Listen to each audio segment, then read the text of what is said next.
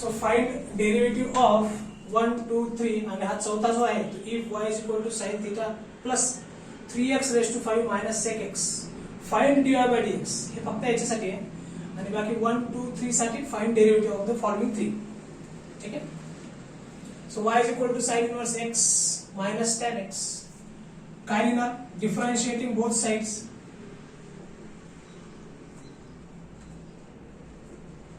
With respect to x. ठीक है. So dy by dx is equal to dy by dx is equal to d by dx of sin inverse x minus tan x. A derivative of sum or difference. च्या rule नुसार d by dx of sin inverse x minus d by dx of tan x. Separate derivative देऊन टाकतात दोघांनी. sin inverse x चा derivative काय 1 upon under root 1 minus x square minus tan x चा derivative काय sec square x. Simplify करू शकताय.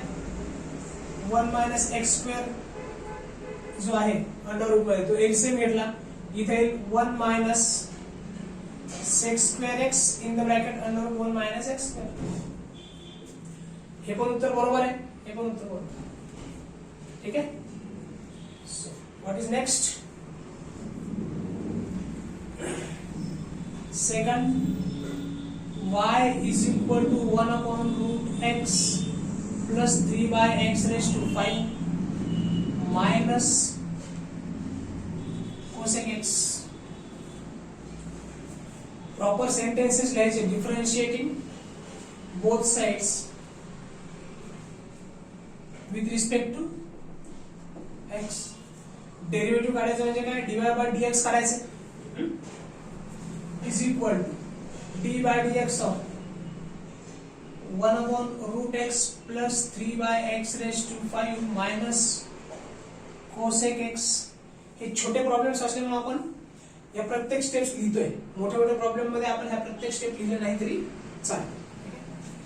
So this is equal to d by dx प्रत्येकाचा सेपरेट डेरिवेटिव घ्यायचा plus d by dx of 3 by x raised to 5 plus d by dx of cosec x. Sir minus. Okay, इथं minus आहे. So minus ला minus. So 1 upon root x चा derivative काय? 1 upon 2 root x. Correct. 3 बाहेर येईल डेरिव्हेटिव्हच्या आणि d by dx of काय इथे x raised to minus 5. ह्याला फक्त सिम्प्लिफाय केलं अजून. आपण याचा अजून डेरिव्हेटिव्ह काढलेला नाही. 3 ला डेरिव्हेटिव्हच्या बाहेर घेतलं कॉन्स्टंट असल्यामुळे. मायनस इथं आपल्याला सिम्प्लिफाय करायची गरज नाही कारण डायरेक्ट फॉर्म्युला आहे कोसेक एक्स चा. कोसेक एक्स चा डेरिव्हेटिव्ह काय? Minus cosec x into cot x. ठीक आहे. सी लेटर पासून जे तयार होते त्याचा डेरिव्हेटिव्ह काय? Minus 1 upon 2 root x plus 3. आता याचा x रेज टू n च्या फॉर्म्युल्याने डेरिव्हेटिव्ह काढायचा. n x raise to n minus 1. आता झाला. आता हे dy dx घ्यायची गरज नाही. पण minus into minus plus cosec x into cot x is equal 1 upon 2 root x plus into minus minus 15 x raised to minus 6 minus 5 minus 1 यांचं addition plus cosec x into cot x. Derivative काढणं संपलं इथंच. इथं derivative काढणं संपलं. याचा इथं काढला, याचा इथं काढला, x raised to minus 5 चं इथं काढला. आता फक्त इथून पुढे सिम्प्लिफाय करतो. is equal to 1 upon 2 root x minus 15 by x raised to 6 लिहू शकतो मी. Plus cosec x into cot x. Right. So the third sum is y is equal to log x y is equal to log x plus a raised to x minus e raised to x plus x raised to a. कसं solve करणार आहे? So the next sum y is equal to log x plus a raised to x minus e raised to x plus x raised to a. हा आपल्याला find काय करायचं? dy by dx करायचं इकडे, म्हणजे प्रत्येक ह्याच्यातच, म्हणजे x आणि y च्या मध्ये हा ग्राफ आहे. ते फंक्शन मध्ये x हे इंडिपेंडेंट आहे, y हे डिपेंडेंट व्हेरिएबल आहे, बरोबर आहे? तर पहिली स्टेप क्या है? Differentiating both side with respect to x. काय करायचं मग? dy by dx, y चा derivative with respect to x काय? dy by dx किंवा d by dx of y is equal to d by dx of log x plus a raised to x minus e raised to x plus x raised to a. Separate derivative देऊन टाक. d by dx of log x plus d by dx of a raised to x minus d by dx of e raised to x plus d by dx of x raised to a. पाहिजे तर bracket करा प्रत्येकाला, ठीक आहे? Is equal to log x चा derivative काय with respect to x? 1 by x है की नाही? आपण डेरिव्हेटिव्ह फॉर्म्युला पाहिले. a raised to x चा काय with respect to x? a raised to x log a minus e raised to x चा काय? e raised to x log e. पण log e ची व्हॅल्यू 1 असते म्हणून आपण ते लिहित नाही. याच्या मल्टिप्लिकेशन मध्ये काय log e आहे, त्याची व्हॅल्यू 1 आहे म्हणून ते लिहित नाही. Plus x raised to a, x raised to a log x. पहा मी लिहितो ते तुम्हाला पटतंय का? a x raised to a minus 1.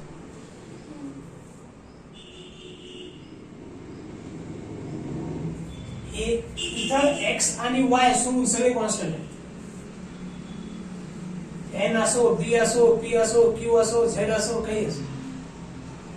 मग x raised to n लिहिण्याच्या ऐवजी इथे काय लिहिले गेले? x raised to a लिहिले गेले. कारण dy by dx काढतोय आपण, म्हणजे x आणि y हे दोनच व्हेरिएबल आहेत, बाकी सगळे कॉन्स्टंट राहतील. x raised to a चा formula, x raised to n चा जो फॉर्म्युला आहे तोच x raised to a ला वापरायचा. n च्या ठिकाणी a आला, n x raised to n minus 1 झालं, finish.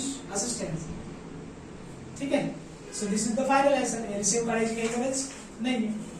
So dy by dx is equal to 1 by x plus a raised to x log a minus e raised to x plus a x raised to a minus 1. कोणते फॉर्म्युले वापरले आपण इथे? एक तर log x चा formula वापरला, d by dx of log x is equal to काय असतं? Derivative of log x is equal to 1 by x. d by dx of a raised to x काय असतं? a raised to x log a. d by dx of e raised to x काय असतं? e raised to x log e, पण log e ची value 1 आहे. त्याच्यानंतर x d by dx of x raised to n काय असतं? n x raised to n minus 1. तर a हा काय कॉन्स्टंट आहे, n च्या ठिकाणी a आला. b आला असतं तरी आपण तेच दिलं असतं. x raised to b असलं असतं तर x raised to b minus 1 आणि इथे b राहिलं असतं मल्टिप्लिकेशन, ठीक आहे? तर सगळं ग्राफवर चालू आहे आणि ग्राफवर कोणचा व्हेरिएबल आहे आणि कोणचा कॉन्स्टंट आहे ते लक्षात घेणं गरजेचं आहे, ठीक आहे? तर dy by dx फाइंड करायचं होतं, म्हणून आपण a जो आहे हा कॉन्स्टंट घेतला, y आणि x हे दोनच व्हेरिएबल आहेत आणि dy by dx काढायचं आहे. म्हणून जिथे जिथे x आहे त्याचा आपण फॉर्म्युलाने डेरिव्हेटिव्ह घेतला, ठीक आहे? हे तर फॉर्म्युला आहे, हा पण फॉर्म्युला आहे, हा पण फॉर्म्युला आहे. कारण इथे x आहे, इथे x आहे, पण इथे पण x आहे, पण इथे x चा इंडेक्स कॉन्स्टंट आहे आणि x चा इंडेक्स जेव्हा कॉन्स्टंट आहे त्यावेळेस हा फॉर्म्युला वापरतो आपण n x raised to n minus 1, ठीक आहे? Right, okay. Fourth one is if y is equal to sin theta plus 3x raised to minus 5 minus 6x, find dy by dx. बरोबर आहे? आता हा ग्राफ कुणाकुणामध्ये आहे? y चा derivative काढायचा with respect to x. हे एवढं मोठं काहीतरी फंक्शन आहे y is equal to f of x. बरोबर आहे? तर आपली पहिली स्टेप घ्या, differentiating with respect to x. Differentiating with respect to x, कारण डिनॉमिनेटर मध्ये dx. ठीक आहे? So dy by dx is equal to d by dx of sin theta plus 3x raised to minus 5 minus sec x.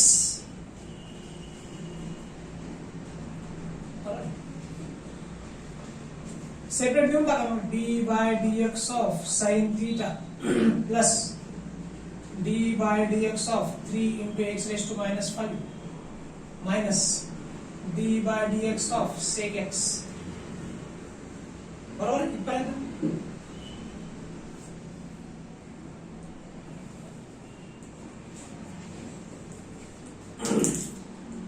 Derivative of sine theta with respect to x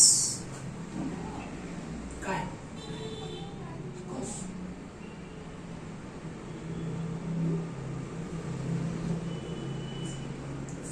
कारण theta इथं constant आहे. X आणि Y व्यतिरिक्त जे कोणी असेल ते सर्व काय आहेत?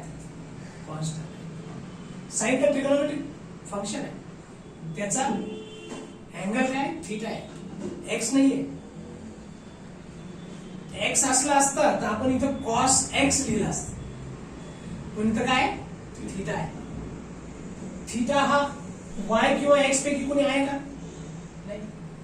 तसं तर एक्स पैकीच असायला पाहिजे. वाय पैकी असेल तर मग त्याला सबस्टिट्यूट वगैरे किंवा दुसऱ्या मेथडने तेही करता येईल, पण तो भाग आता आपण शिकत नाही. आता काय शिकतो आपण? हा साइन थीटा काय? कॉन्स्टंट आहे, हे लक्षात आलं पाहिजे. आता काय शिकतो आपण? वाय आणि एक्स मधला ग्राफ आहे, काहीतरी फंक्शन आहे. एक्स इंडिपेंडेंट व्हेरिएबल आहे, वाय डिपेंडेंट व्हेरिएबल आहे. त्याच्यामध्ये हे जर आपण ग्राफ काढला तर त्याच्यामध्ये साइन थीटाची काही ना काहीतरी पर्टिक्युलर एक व्हॅल्यू येईल. साइन 90 असेल, साइन 45 असेल, साइन 180 असेल, साइन 170 असेल. ठीक आहे? ती व्हॅल्यू म्हणजे साइन 90 ची संख्या आहे, व्हॅल्यू 1 आहे. 1 चा डेरिव्हेटिव्ह काय? 0.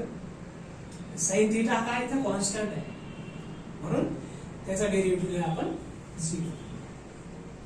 d by dx of k is equal to काय असतं? 0. ठीक आहे? प्लस 3 बाहेर येईल, d by dx of x raised to minus 5 minus sec x, त्याची डेरिव्हेटिव्ह आहे sec x into x. 0 लिहायची गरज नाही. x raised to n च्या फॉर्म्युला आहे, d by dx of x raised to n काय? n x raised to n minus 1. So 3 into minus 5 x raised to minus 5 minus 1 minus sec x into x is equal to minus 15 by x raised to 6.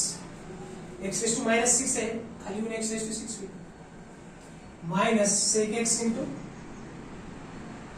10x is your final answer dy by dx. Getting it? Right. Okay. The fifth one is if p is equal to sin inverse t plus 35 minus a raised to 5. बरं, आता याच्यात constant कोण आहे? P आहे. आपण तर आतापर्यंत सगळं dy by dx पाहिले, differentiate with respect to x पाहिले.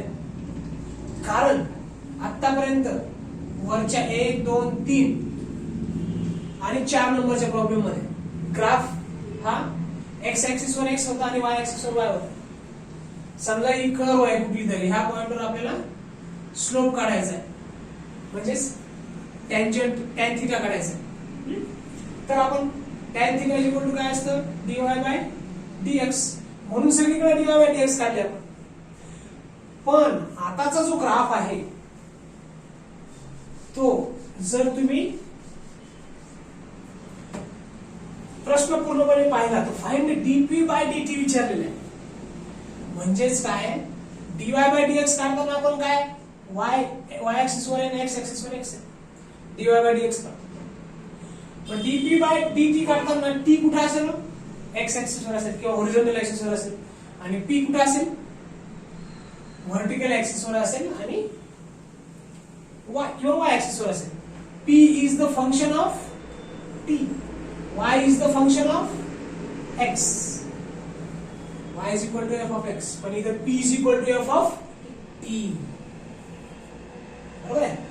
म्हणजे इथं p is equal to f of t is equal to p is equal to f of t is equal to sin inverse t plus 35 minus a raised to 5.